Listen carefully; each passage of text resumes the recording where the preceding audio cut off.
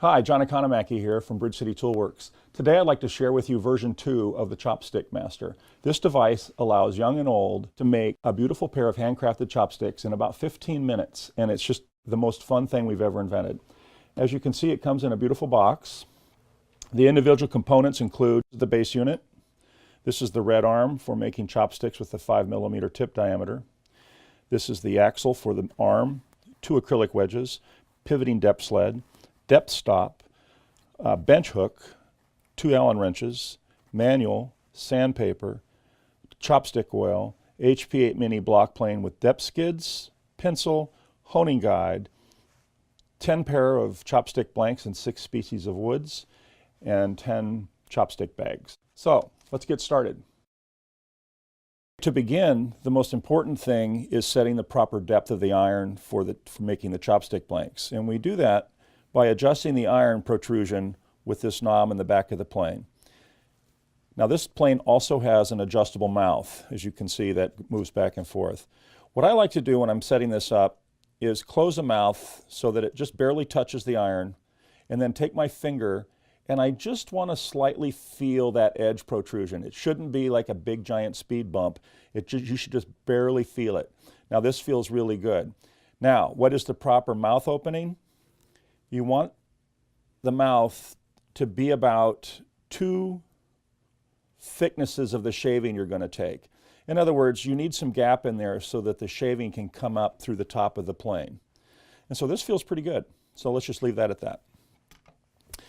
Step number 1, we need to number our blanks so we know where we are in the process. And that's fairly simple. We'll just put a 1, 2, 3, and a 4.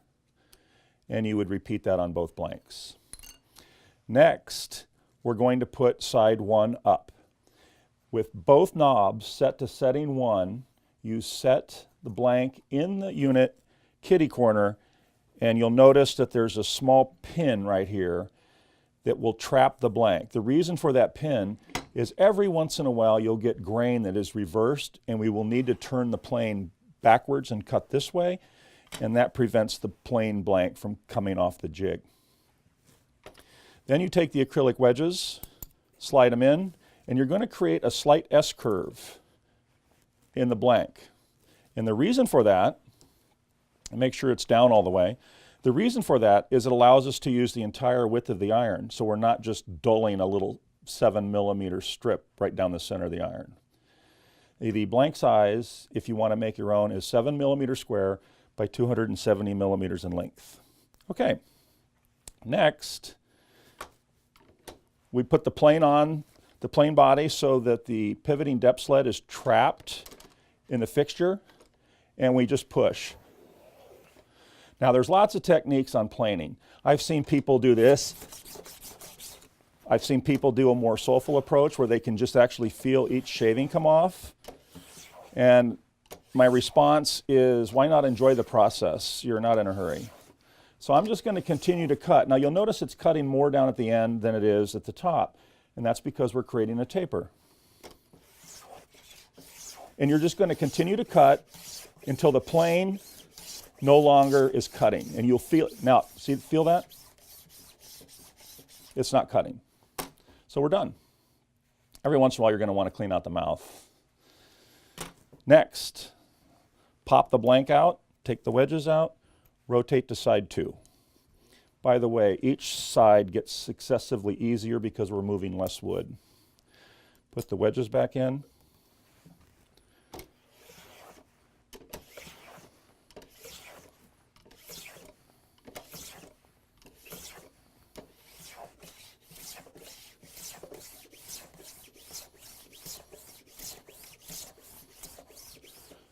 And that quit cutting. Take the blank out. And you want to make sure every once in a while, if you're making a lot of chopsticks, that you don't get shavings down inside of here. They'll screw up the geometry. I'm going to rotate this to setting number 2, and I'm going to put on side number 3. So basically, you're just the motor. The jig works. And how it works is I have a fixed cutting plane. I only can cut from these skids up, and I'm manipulating the chopstick blank underneath that. And that's how we accomplish the taper. And if you haven't noticed, I'm left-handed. But you can do it right-handed just as easy.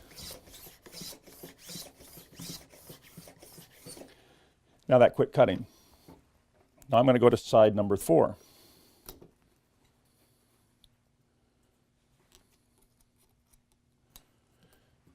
Put the wedges back in.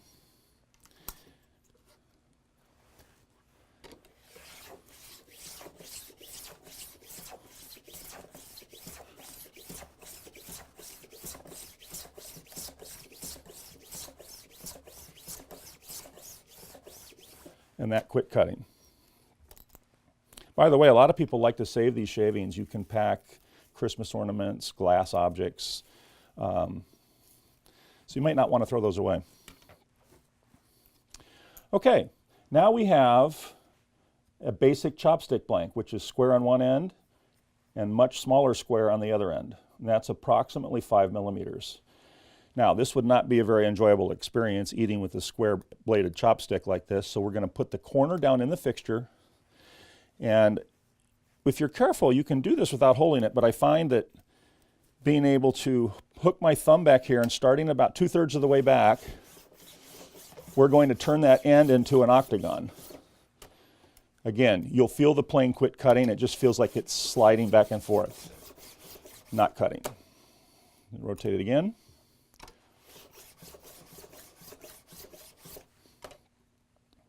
And last one. And you can see I have a beautiful octagon on the end, square on this end. Now, it's very unprofessional to have a square-ended chopstick. So what we want to be able to do is put a beautiful diamond finial on there, and we accomplish that by using this end of the Chopstick Master. You slide it in the clamp till it hits that stop. Remember, that has to be 8 millimeters from the bottom. And we're going to lock this in place. Now there's a little trick to this that I want to show you that's really important. You see the knob right here? You want to start with the knob right on top of that blank. The iron is back here. But what that allows me to do is avoid crashing the front of the nose of the plane into that chopstick blank. So by starting on top, I'm just going to make a series of short rapid cuts, and it's done. And you can see that I've put a facet on there. Don't worry that this has not been cut because I'm actually just a little bit past center, and that works perfect. We're going to loosen the blank. Come up. Knob goes straight over the top. We can skew this either way. If you're right or left-handed, doesn't matter. Skew it.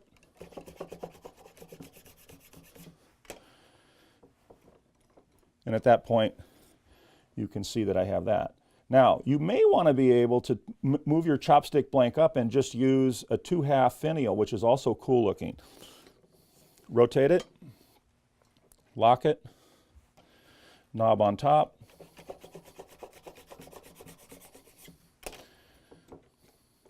Last one.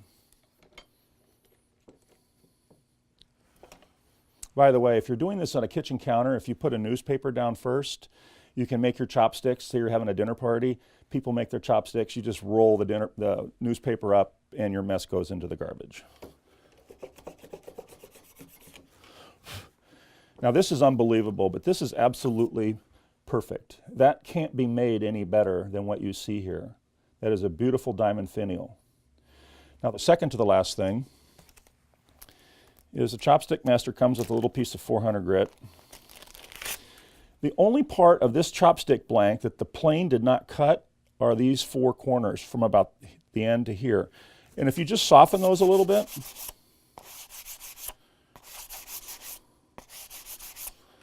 feels smooth to the touch. And the last thing we have to do is you just get a paper towel, put a little bit of the chopstick oil on, and oil this up. And there you have it. And you would repeat that for the second chopstick. It's really a blast.